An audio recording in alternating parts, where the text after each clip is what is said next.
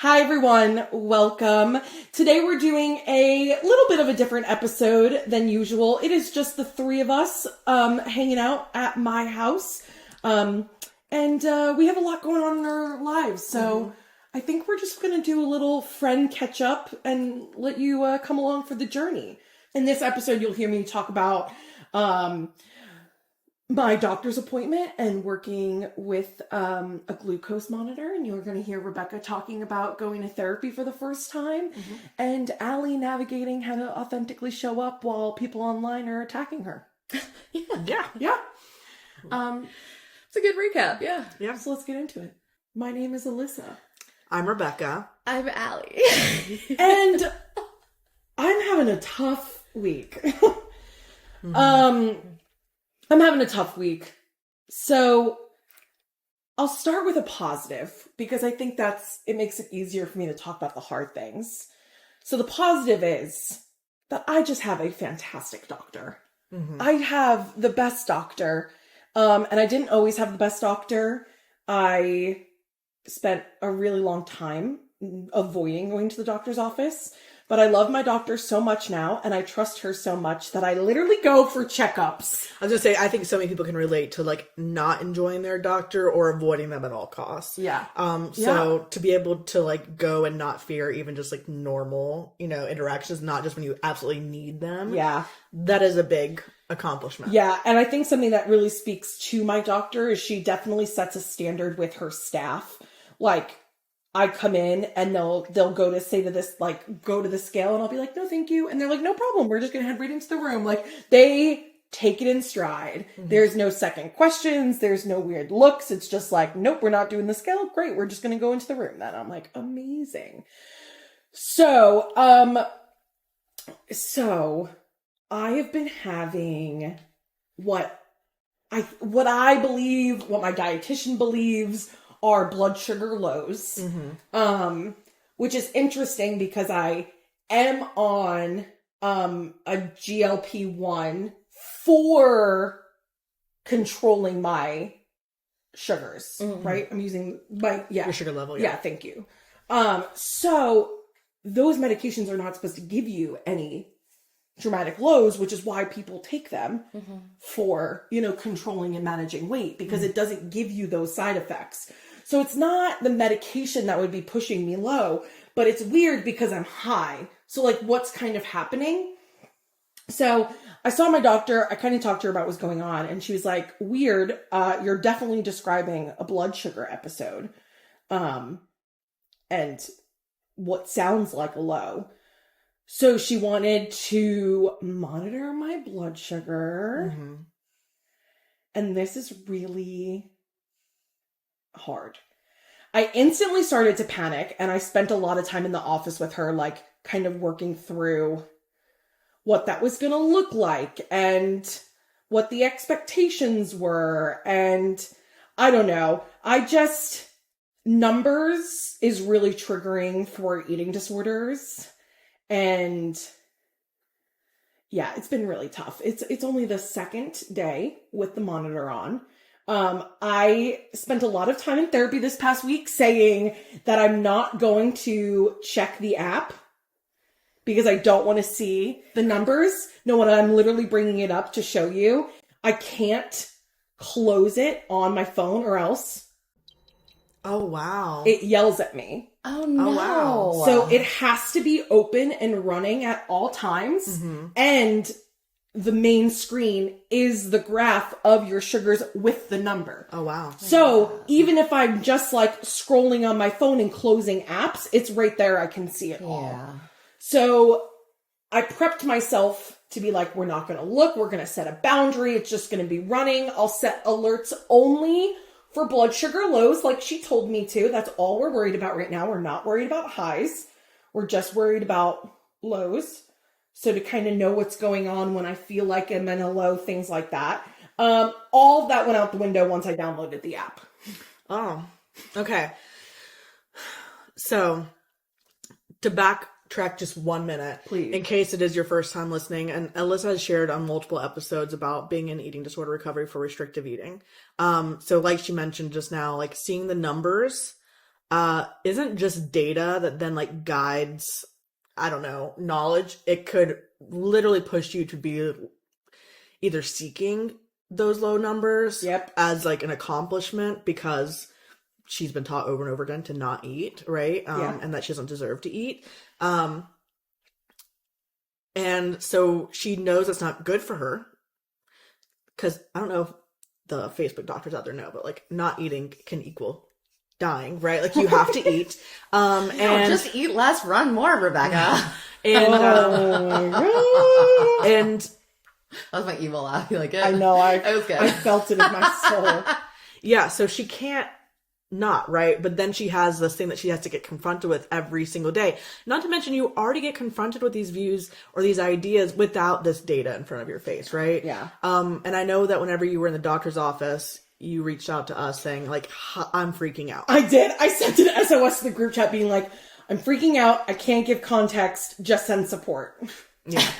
And me not handling situations like that well. I'm like, sending love, but I need more context. Yeah. I didn't realize though that all of it went out the window when you got the app. So tell us about that. Yeah, well, this is the second day. Yesterday was the 4th of July. So, you know, I didn't really spend much time yesterday.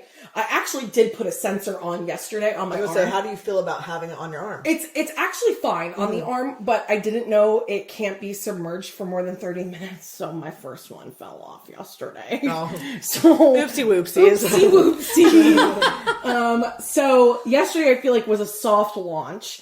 But I can tell you, just knowing that I have something on my arm that's recording me, I already have a restriction coming up.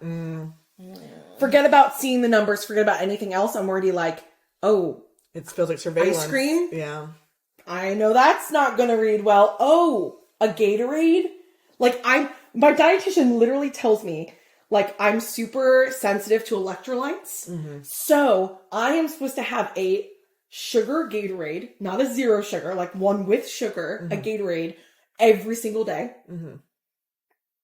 And I went to go have it yesterday and I took a sip and I was like, maybe water. And I didn't have it yesterday. And then drinking it today, I'm like, oh my God, this is making my sugar spike. And you didn't drink all of it. No, I didn't. You threw it away. Okay, fuck off. She threw it away. Dr. Taryn, is it Taryn? It's Taryn. She threw her Gatorade away. I threw. To be fair, it was like 3 sips. She let it get hot by the pool. Yeah, I did. But she didn't throw it away. She didn't drink all of it. Anyways, I'm really fucking bitch. She's like, I'm tattling right now. Yeah, so I'm struggling. Obviously it is natural. I say this stuff all the time to diabetics and non-diabetics. Like, it is natural for your sugars to go up after you eat something. Like, that is what your body does. Right. It's taking it in. And right. It's going to digest and it. I know this. Yeah. Like, that is a factual statement. And yet, I'm like, can I eat slower so I stay within the range? Can I change what I'm eating so I stay within the... So all the urges to control that number come in. Well, I was going to say, because even like my parents are both diabetic. I have a sibling who's diabetic. I have a lot of people in my life who are diabetic. That is because it is genetic. And the thing is like they always were taught to check their blood sugar prior to eating, not while eating, not after eating, because you need to know where your blood sugar is before you put food in, because if you're too low, it might mean you need to eat more of this, or if it's too high, that might make your choices. But it's interesting that because it's always monitoring you, you don't get the option of only seeing what it is before meals. Yeah. That's hard. Yeah, no, it's hard. And I'm trying currently within the app to like allow my sister to kind of monitor it. Just because she's been really good emotional support. But yeah, it is messing with my head. It is making everything much harder. And what's more frustrating is I genuinely want this month of data to reflect what my life looks normal, like. Right? Like, I'm like, no, if I'm doing this, right, if I'm going to push myself to be uncomfortable, then I want it to accurately represent what is happening. Right? So, like, if I have a sugar cereal for breakfast, like, I want to know what's happening. Right? Like, what is causing lows? Yeah, otherwise the information is not helpful. Right, I even said, I have been, this is not something that I've super spoken about outside of, like, our group, but, like, I still have been struggling with adding in adding in intentional movement. And like when I have movement, I do know that my sugars drop. So like this month, I really want to like go move my body intentionally and push myself a little bit so that the numbers can reflect what's happening. So there's just so much coming up. I'm just really frustrated.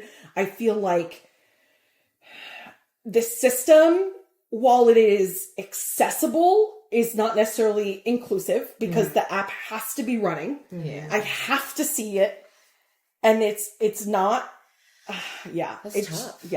it's just, I literally just screamed about it. Last night, Billy went to go put the sensor on and I just said, can I just have a minute? And he's like, sure. And we just sat there and I literally just grabbed a pillow and I was like, I just like had the urge to be like, this is so frustrating because I feel like whatever voice I listen to, I'm not honoring another thought. Mm-hmm. And I'm frustrated. And that is my update. There's no solution right now other than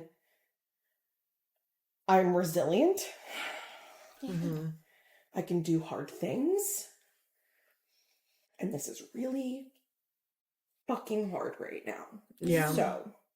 Yeah, one of the things I said to Alyssa, and I think of course it's natural to have fears about feeling all of those like thoughts amplified, right? Because again, from what you've told me, it doesn't seem you really get a day off from these thoughts. Yeah. They're just majorly amplified, and now you have this thing that you can actually look at to control it, right? To funnel it through. And one of the things I said is like, she's like, all this progress, and I'm like worried about this thing. I'm like, okay, but you are making progress because you told us immediately when this happened. Yeah. Right? I did tell on myself, and that is really, eating disorders are really secretive. Yeah. So the fact that I was able to tell on myself and I told on myself immediately to everyone was a really good sign. Well, and you immediately said like, this is something I'm going to have to do. I'm contacting XYZ supports, whatever, it might be, but like, but like it's interesting that you phrased it as telling on yourself, because for me, it was less like telling on yourself. Like it was just more like reaching out to your support. Yeah. Supports. You just made sure that everyone knew what you were up against so that if we are with you and you're unable to kind of push yourself through a moment, right? Yeah. Then we might. Everyone has context. We know what's happening, right? And and also like we know if you're having those symptoms again, that it might be a low sugar moment, right? Yeah. Like, and that's important for us to know too. And I think that's really important because like that is growth. That it's all growth, right? But that is growth is recognizing and it takes courage. It does take courage to reach out. It takes courage to both identify and use support systems, right? So not only identifying support systems, but having the courage to say, hey, there's something I'm scared about. And in the past, I would have just hid it and I would have done destructive behaviors, but I am reaching out to my support system to say, I know that I have the tendency to do this and I don't want to. Yeah. So this is why I'm telling you this. And that applies to so many different things, right? And like, I mean, I've been in situations where I've done that before with my BPD, and I think that you should be so proud of yourself for doing that. It's all growth. Yeah. And I know that it's scary, and I really, really hate the way that app forces itself to be open. I think that's so shitty, but like, or at least just like hide the graph. Yeah. Like, why does that have to be the main page? Well, I'm such a thing. Like, I have a sleep apnea app that is connected to my machine, and it does not have to be open for it to collect data. Like, that's just kind of weird. Is it like Bluetooth? Like, well, that's so weird. I think so, to the sensor. Oh, okay, because I was like, the app is also connected to the internet somehow, or the machine is connected to the internet somehow, but it just updates like, I mean, to if the you're app. in your car, right? Like your Bluetooth, you can talk on the phone. And your phone app isn't open, right? Yeah. They should have a different home screen available on that app. And that might be a little feature you write on the app. Yeah, right? Reviews. Yeah. Yeah. Being like, hey, God I'm out knows. here doing it. That'll pop up 20 times. I What do you think of our app? I will say something that was interesting is I have been really struggling reaching out for supports. So I did tell on myself. And I think that's the way I viewed it. But you're so right. I was I think that was what felt like a safe way to reach out for support. Yeah. So I'm going to talk about that in therapy. Yeah. Because they're always like, well, who have you told? And I'm like, you. Yeah. And they're like, great, who else? I'm like, no, that's what therapy's for. That is something that I do find so interesting about you, and not in a Rebecca interesting kind of way. Like, I find so interesting about you that it's like you will almost be like, I want to tell you about this, but I need to talk to my therapist first. And in my head, like, I never want to push you, but in my head, I'm like, you can talk to multiple people about this, right? Yeah. And like, but I also know, like, wanting to process things in a safe environment. But I also, I'm just proud of you for reaching out to your support systems. And I hope you know that anything you can take to your support systems, meaning us, your sisters, your family, your friends, everybody, Haley and Rita. And like, it's not something that like only your therapist is going to be there for you. Yeah. I just don't want to burden anyone. I know. I heard the deep breath. I was like, I know. No, I totally feel it. And I don't know if we want to keep talking about anything else, if you have anything else you want to share, but like one of the things we were talking a little bit about how we all have something going on that is us confronting our health in different kinds of ways, right? And guess what? Like, again, I don't know why I'm like thinking of the naysayers, because I hate whenever their voices in my head, but like everybody has health stuff. Mm-hmm. No physical body gets away from health stuff. Yeah. Our health stuff is not an outcome of being fat or a punishment for being fat. Okay. If you think like that, you go to therapy. Okay. Or hell.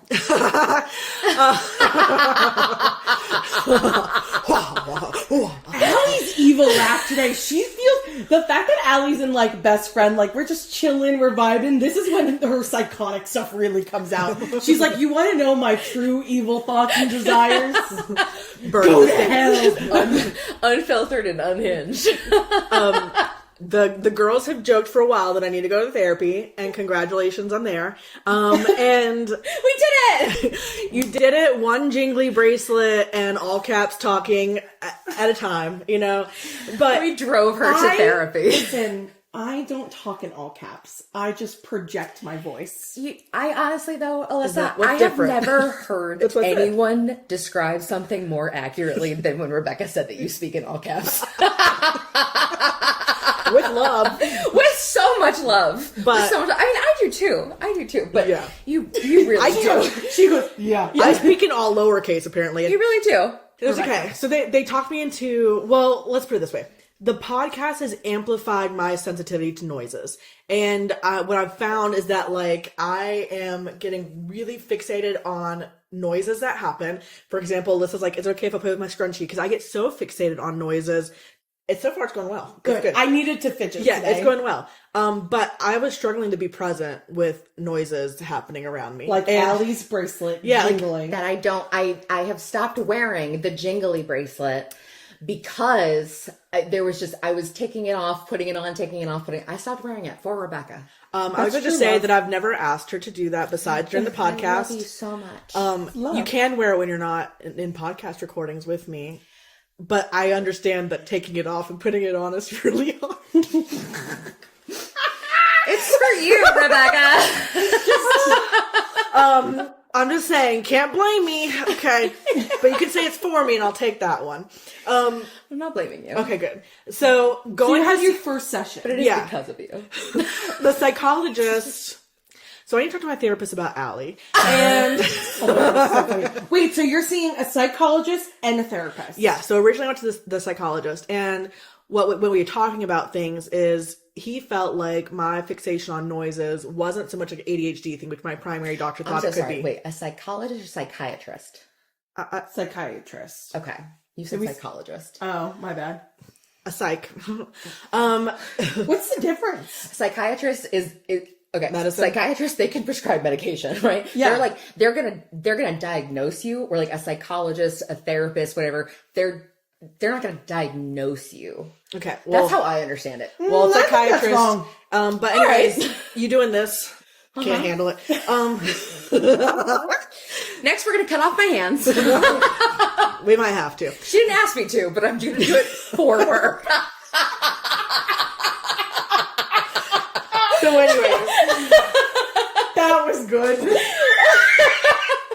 That was good. what we realize is I'm a little neurotic, okay? And the thing is that it's not ADHD. He doesn't think it's ADHD. He thinks it might be OCD.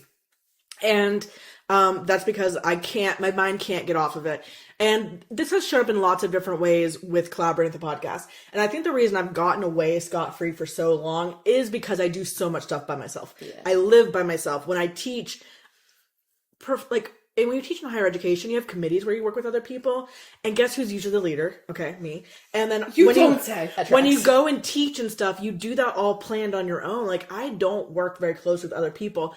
And I've only ever worked intertwined with one person. And we worked well together. I still had trouble delegating to her.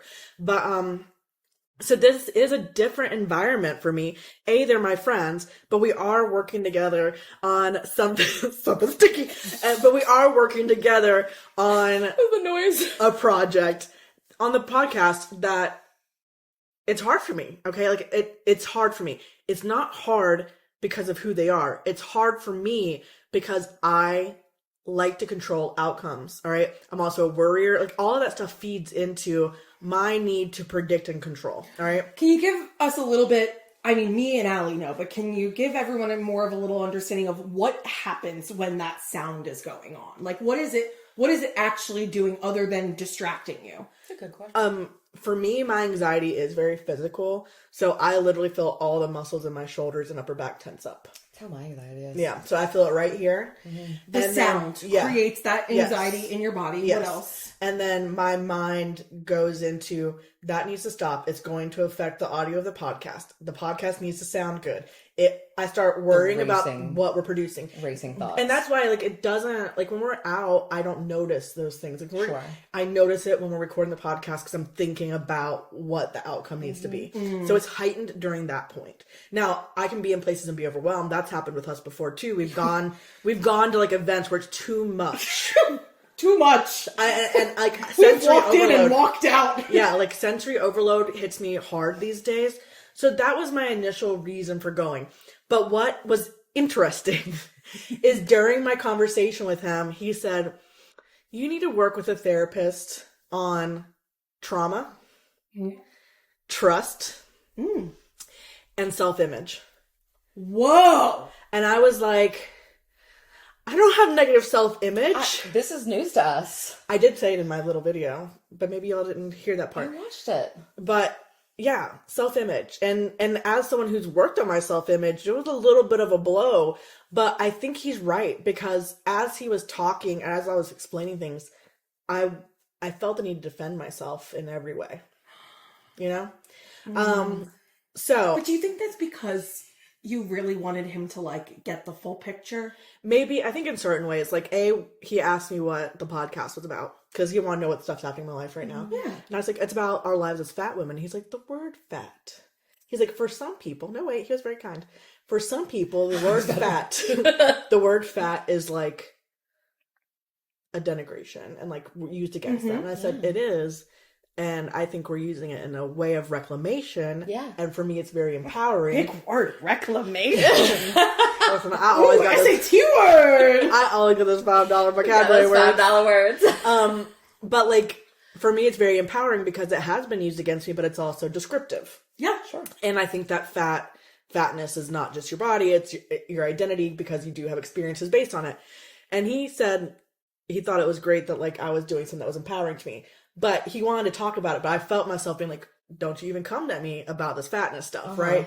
But also we talked about how I think that's what you're just setting about many positive relationships with men and all kinds of stuff that's popped up. So yeah. So he wanted me to work on therapy because he felt like, yes, the sounds were upsetting me or whatever, but that there was underlying stuff that maybe I'm not getting out, and therefore all this other stuff. He actually told me, you know what he told me about the sounds?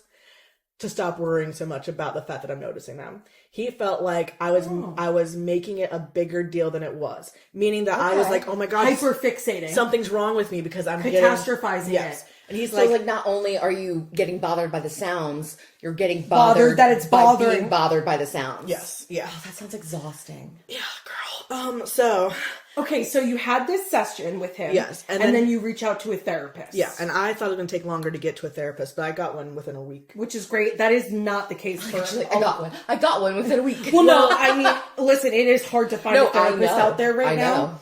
Well, and I felt like somehow really lucky because I had read the descriptions on their website, and there was one particular therapist I felt resonated with most, and she was one of the 2 that was available. Amazing. And she's a bigger woman. And so I just feel like she gets stuff. Like she... What's her name? We know all of her therapists. Okay, so my therapist's name is Brittany. And Brittany. I want to say she's probably my age to Alyssa's age. Like she's between our ages somewhere. And not you. Well, she's between our ages as well. She's a middle-aged girl. Of us? Yeah. Then you should have just said she's around Allie's age. Well, no, but she's between... We're 36, you're 29. It's somewhere in that spectrum, girly. No, but truly, actually have talked to my therapist about them too. And y'all know that because I told you that I've talked to her about y'all too. But... Listen, I talked to her about them because A, the podcast is a big part of my life, but also because our relationships really matter to me, right? And we're figuring out again, like how to be really close friends and build this thing together. So it just matters. It's going to come up because it matters, you know? And again, I'm not a good collaborator. So it always is going to come back to me and how am I collaborating? I'm a great collaborator. I don't think that's true. I don't think that you're not a great collaborator. I don't agree with that at all. However, if you slurp that tea one more fucking time. I'm a good team player, but I hold unrealistic expectations sometimes, or unset expectations, or I still want other people to do work, but then I still want control over it in some kind of way. Yes. So, you know, that makes it tough. Makes it tough. I'm the same. I get that. Yeah. So what was interesting is that during our first session, she was asking a lot of questions about my relationships because a lot of it comes up, like I feel a lot of anxiety because I do feel a responsibility towards a lot of things and a lot of people. All right. And one of her questions is kind of like, well, who do you go to for support? And it was a very short list. So when you said you go to your therapist and then maybe you take it to other people, I can understand that because your therapist is literally paid to center you for that time. Right. And obviously you've built relationships with them. But for me, I'm like, you know what? It actually is nice to have a little carved out moment in my week to center my stuff and to have someone that helps me. Yeah. It's a way that I've never done anything before. Because if I did it alone. I didn't do it in any kind of like cohesive way, right? Yeah. I'll also say, I don't go to my therapist first for everything. Like there are things like what I literally talked about at the beginning of this episode, I talked to you guys about first because I was freaking out, right? So I do think though that sometimes when it feels really scary, it's easier. Thank you, Allie. She just fixed my hair for me. It's easier to put it in a box and open it up with professional support. Yeah.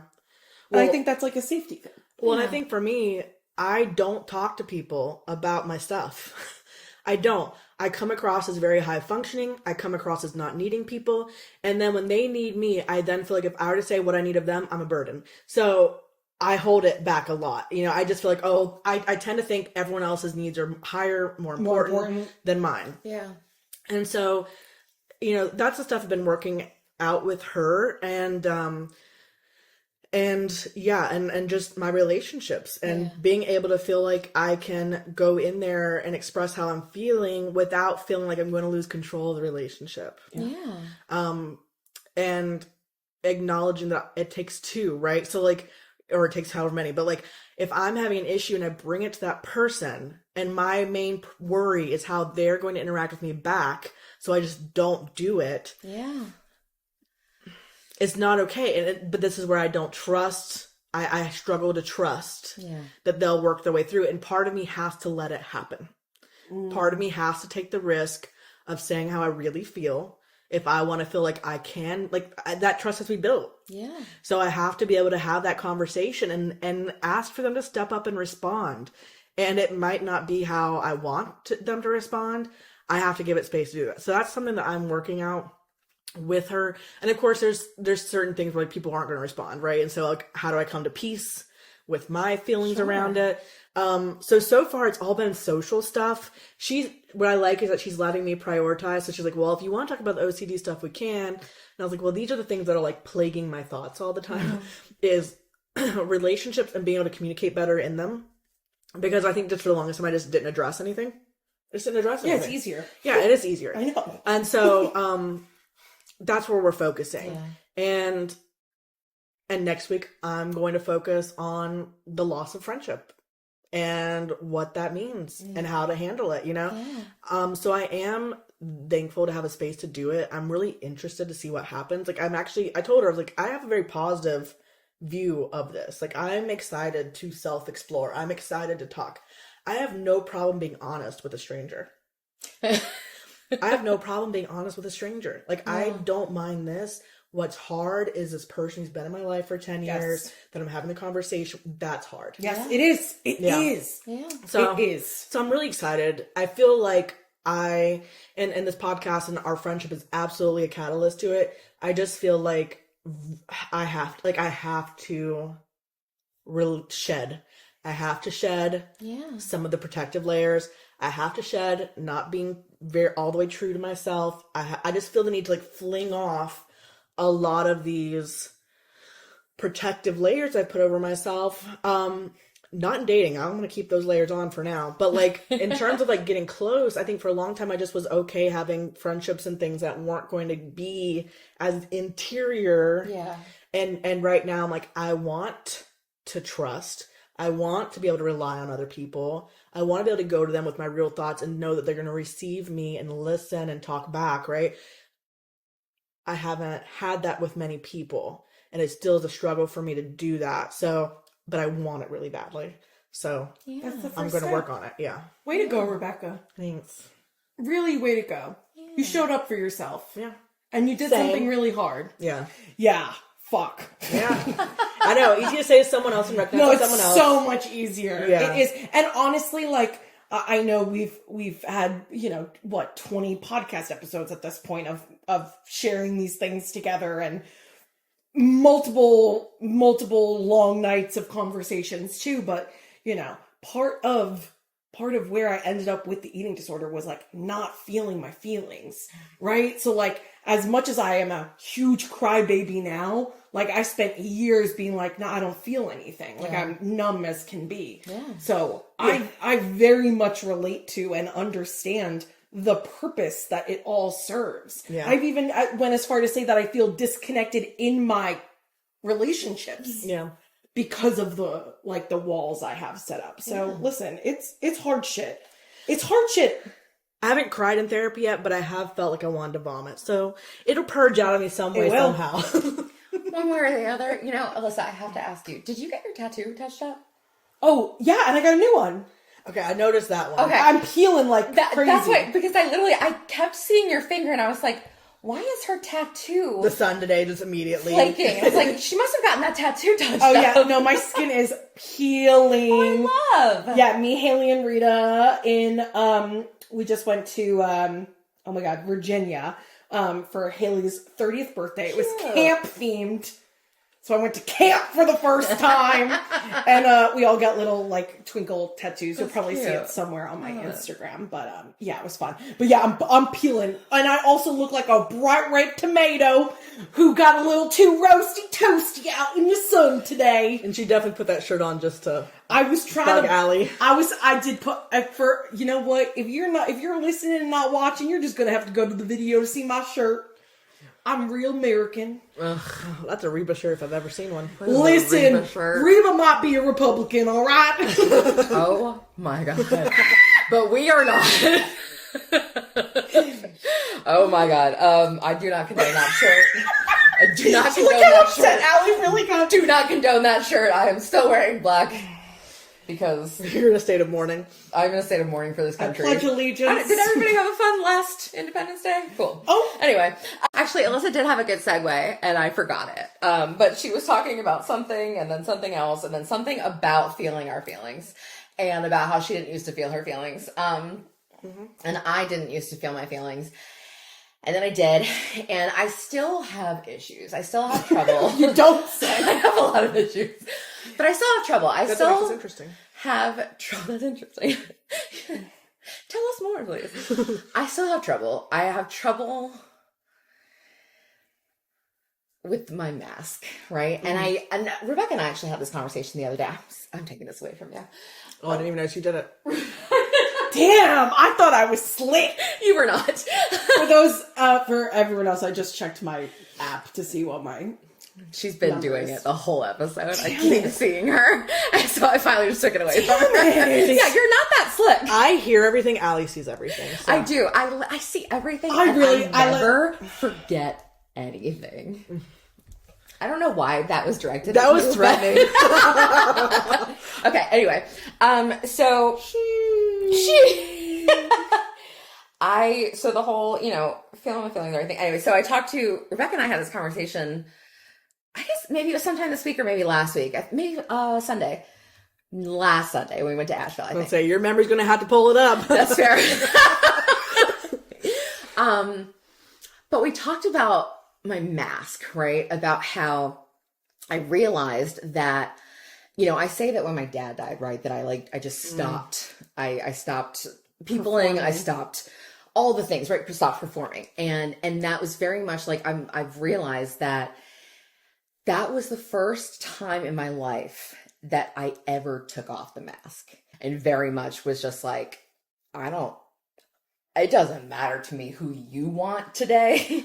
You're getting who I want today, right? Like, you're getting who I am right now. And everything that I am is all that I can muster right now. So I'm sorry if you're not getting happy, shiny, hardworking, yes, Allie, right? You're getting, I'm barely fucking making it, Allie, right? And through that, I lost people who very much seemed to like me with my mask on. And I gained people. I gained people like you two, right? Who loved me either way, right? Mask on, mask off, because I still find myself performing. I do. And I think we all do, right? We all Allie at a networking event is not the Allie sitting right here. You know what I mean? So we all have masks, and it's not that we don't wear them. They serve us for some certain purposes. They do. Yeah. And I realized that for me, it is very much a protective thing. I do know that it is, I have a mental disorder. I have, I do struggle. And so... That's a dog again. A fucking dog. No. But I do struggle. So these masks are there to protect me, but at the same time, I'm finally confident enough in myself that I love who I am without the mask. And it's like I very much grew up in an environment where it was like, when somebody told you to do something, you had to do it, and not just like, oh, go fold the laundry or clean the dishes, right? It was, when my dad's best friend was around, my dad was like, oh, Allie does this rendition of this scene from this movie, and it's my favorite thing. Allie, do it right now. I don't want to do it right now. No, do it right now. I don't want to do it right now. Dance, monkey dance, and that was my life, that was my life. And so I got into theater, right? And I got into theater, and it was like, that was the only place. That was the only place where I felt like I could take up all of this space and be this huge persona, because it wasn't mine, right? I got to be somebody else. And I think that's why I loved theater so much. But I also realized that I did have this huge persona, but I just buried it down in there. Cause it just didn't seem like what anybody wanted. No, I think that's fair. I think it's fair.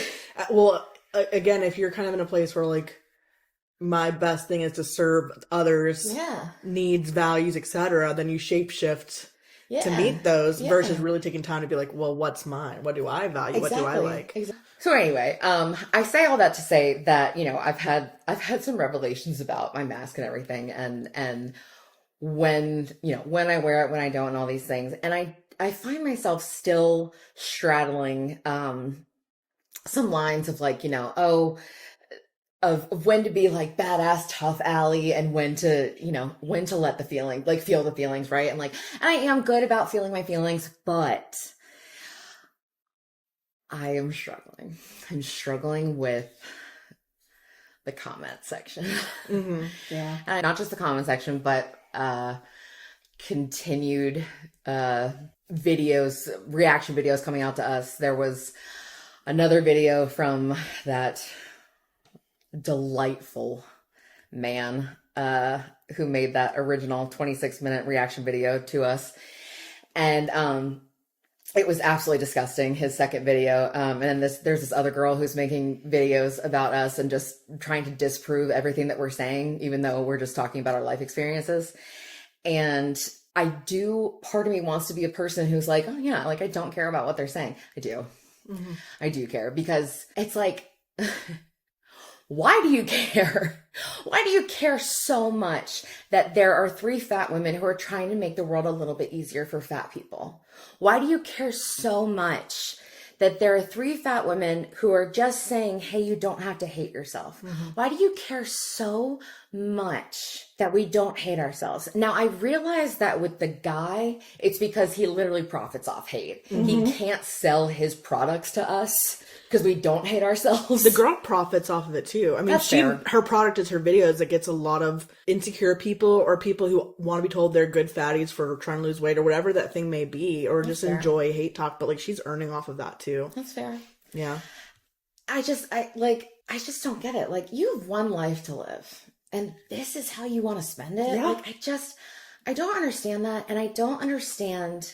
I don't know. I'm having a hard time with some inner voices, I think, where it's not that, like, I know these people don't matter, right? Mm-hmm. I know these people don't matter. I know that their opinions of me don't matter. Their opinions of me do not matter. And I can say that until I'm blue in the face. And there have been people in my life recently that I really fucking cared about who really hurt me. Mm-hmm. And some of the things that those people said are some of the things that these horrible people online are saying about me. Mm-hmm. And so now I'm like internalizing it, right? It's true, right? Mm-hmm. I must be super obnoxious and super annoying and just the worst person on this podcast because I don't hate myself and I think I'm hot and I talk a lot, right? So I'm just super arrogant and super obnoxious and super annoying. And I hate that for myself. Yeah.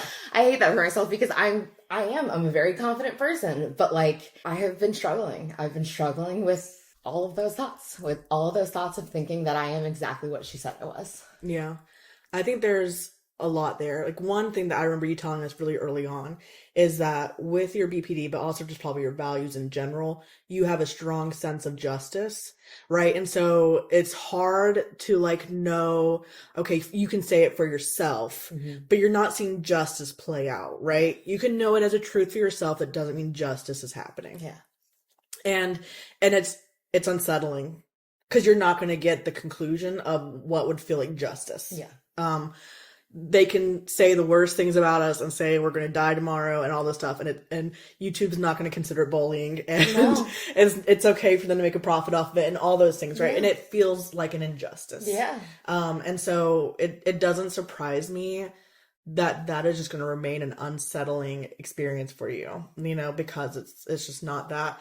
The other part is like, even if you've slipped off this mask, right, and you're willing to kind of walk in the space without the mask, you now, whenever you get judgments like you're obnoxious, it's not the mask performance Ally. Maybe sometimes it's a little performance, like the mask might be on sometimes, but it's the Ally that you are working really hard to authentically be. Yeah. And so it stings deeper. Thanks, Rebecca. No, I'm just. No, I know. I think that's. Yeah. That's what hurts so much. It does. Like, it's not the version of me that I so carefully cultivated to be digestible to everyone. Mm-hmm. It is the version of me that I love the most. Yes. And it's like, I realize that the version of me that I cultivated to be so easily digestible, there was a reason she was so easily digestible, right? And there was a reason why everybody loved her. And the me that I love is not as widely accepted, and I have to be okay with that. I have to understand, and I have to be okay with the fact that, like, I am not an easily digestible character, right? Like, I am just not an easily digestible personality. I'm always going to be outspoken and loud, and I'm going to say what I mean, and I'm going to say what I feel, and I'm not going to be afraid to make waves or whatever. And like, I think that's what it is. I think it hurts because it's like, this is the me that I'm most proud of. And to have people who don't know me at all. Yeah. And then people who do. Yeah. Well, I think it's one thing that it makes me think about is the people that do. Okay. I sent a stupid meme. Well, it's not stupid, it's a meme. But I sent a meme to y'all about like we could go back in time, but we didn't belong there or whatever. What? We could go back in time to like, because we were sharing videos of ourselves when we were younger, and also we're talking about kind of like our younger experiences. Yeah. We could go back there, but we wouldn't belong there. Mm-mm. And I think with those people who feel like that or said those things, would we want to be in their presence? No. They took you showing up, doing your thing, trying to connect, trying to build, whatever that thing is, right? With all the good intentions, being honest, maybe being honest with flair. Okay, hold a sec. Being honest with flair, and saw the worst of it. Yeah. And that's okay for them. You know, like it is hurtful because what they decided was not just that it didn't gel with them, but that it meant something about you and your character. And I think maturity would say, we just have different personalities and we don't gel well together versus you are X, Y, and Z. Mm-hmm. And this isn't helpful, but I've always said in dating, I'm not easy to date. And I think it's perfectly okay to say I'm not an easy person to digest in little bits or whatever, because I have decided to show up as a complex human. Yeah. It's true. And it's funny, like I in like helping me form this, like, I guess, like, thought or stream of thoughts today, like, was really, I read a post from Katie Maloney from Vanderpump Rules, but she was talking about how, like, she realized, like, I know, like, her and Lala don't get along, right? But, like, she realized, like, that the reason people have such strong feelings about her and Lala is that they are not digestible people. They have strong opinions and strong voices, and they're not afraid to use them. And whether they're right or wrong, they say it with their whole chest, right? I think Lala sucks, right? But she says everything that she means with her whole chest, right? I can't stand her. Katie, I fucking love. Katie's the number one guy in the group. Katie's great. But both of them have these personalities that Katie said. She's like, we don't have easily digestible personalities. And I'm like, wow, I really took that. I was like, that's what it is. In becoming the version of myself that I love the most, I am not going to be widely loved. And so much of my life has been dedicated to being widely loved. Yeah. And it's hard to let go. Absolutely.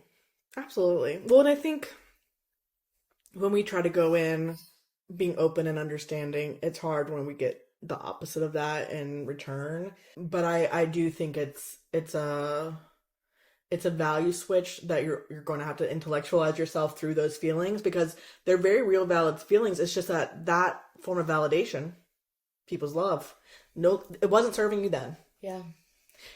It won't serve you now. No. Because what you could easily do is start leaning into all the things that keeps getting you that, right? I disagree.